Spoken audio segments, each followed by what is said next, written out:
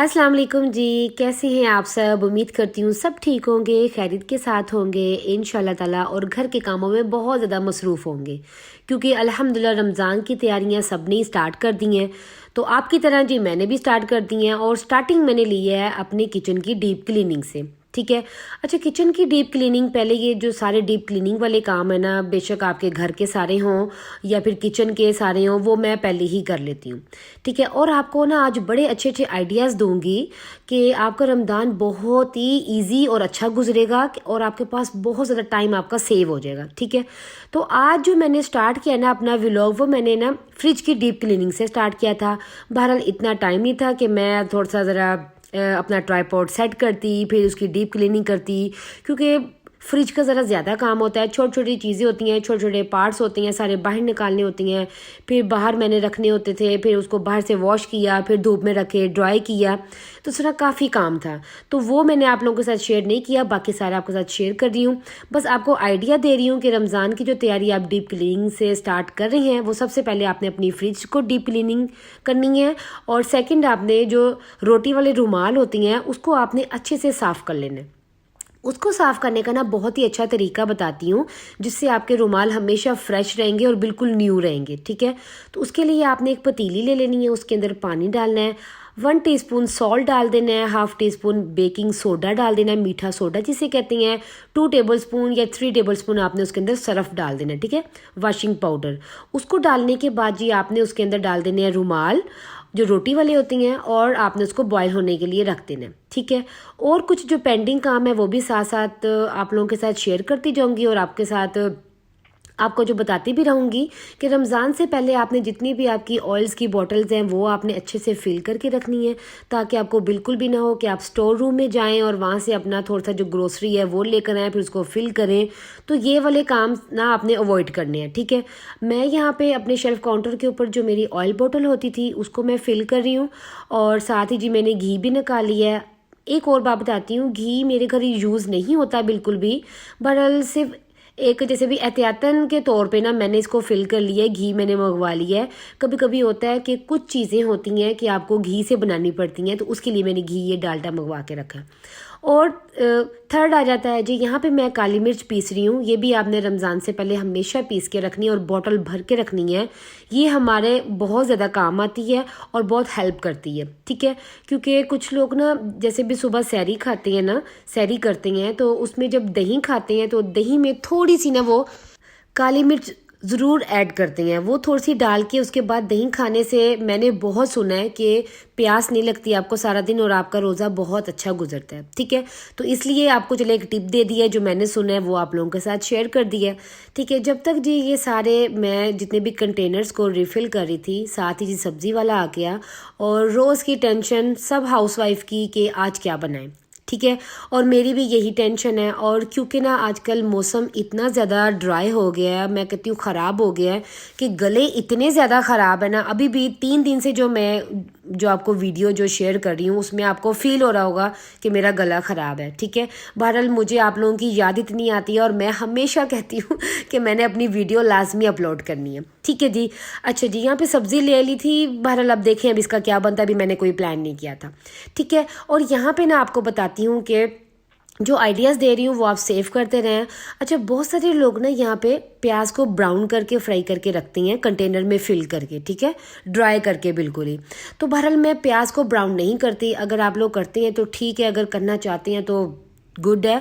बहरहाल मैं नहीं करती, मैं हमेशा फ्रेश अनियन लेके उसको कट करके और उसको फ्राई कर लेती हूँ। ठीक है। मैं जस्ट ना यहाँ पे चिली पेस्ट बना के फ्रीज करती हूँ, और साथ जिंजर गार्लिक का पेस्ट, और साथ ही मैं टोमेटो पेस्ट को बना के और छोटे छोटे कंटेनर्स में डाल के फ्रीज करके मैं उसको ना हमेशा से एक जिपलॉक बैग में डाल के रख लेती हूँ।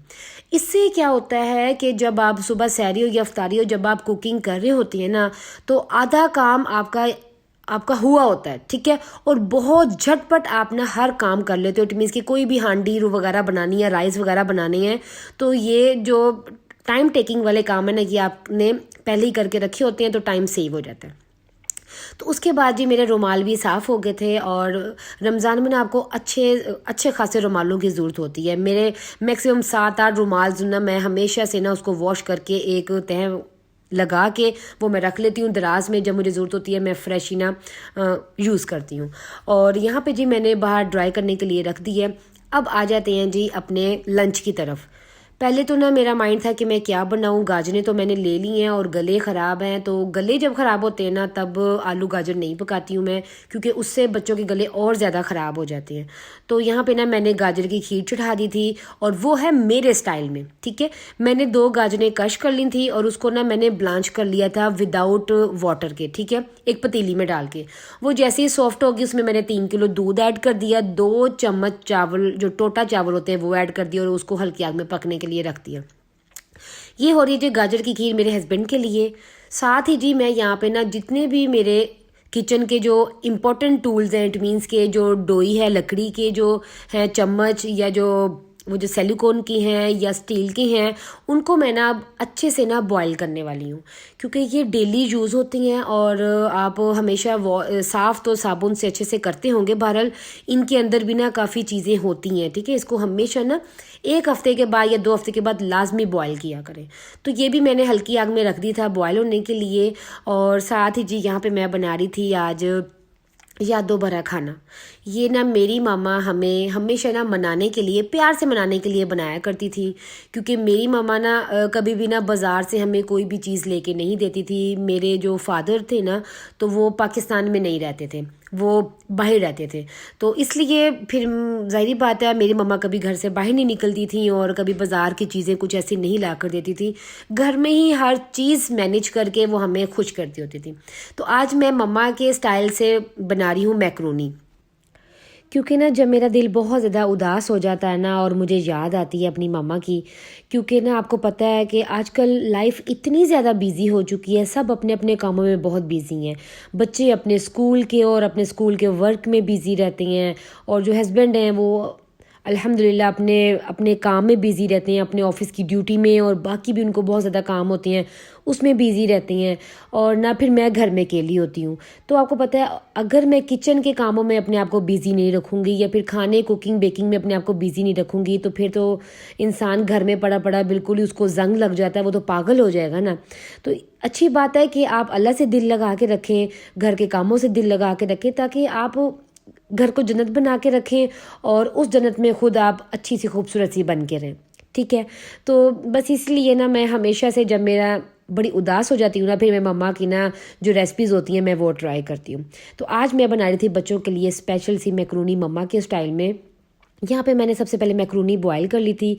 मम्मा बहुत इजी और क्विक खाना बनाती थी, क्योंकि उन्होंने थोड़ा थोड़ा खाना नहीं बनाना होता था, वो बहुत बड़े बड़े पतीले बनाया करती थी खानों के ना, क्योंकि एक तो उनको खाना बनाने का शौक़ बहुत ज़्यादा था और वो बनाती भी बहुत थी, और उनके हाथ में ना टेस्ट बहुत ज़्यादा होता था।